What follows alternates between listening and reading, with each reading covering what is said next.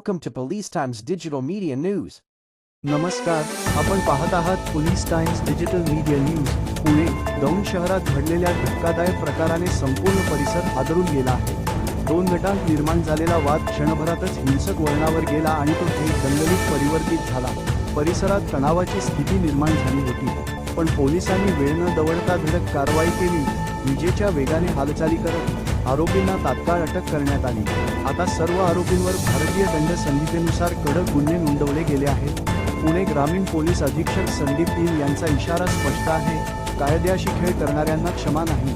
त्यांनी नागरिकांना शांत राहण्याचे आणि कोणत्याही अफवांमध्ये न अडकण्याचे आवाहन केले आहे. नागरिकांनो, शांतता राखा, अफवांपासून दूर राहा आणि कोणतीही अशांतता रोखण्यासाठी पोलीस प्रशासनास सहकार्य करा.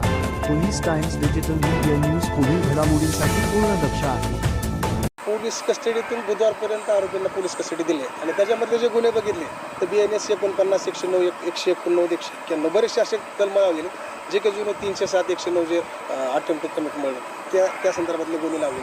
त्याच्यामुळे दोन्ही पक्षांचा प्रोसिक्युशनचा युक्तिवाद आणि आरोपींनी केलेला युक्तिवाद दोघे ग्राह्य धरून बुधवारपर्यंत न्यायालयाने पोलीस कस्टडी दिलेली आहे.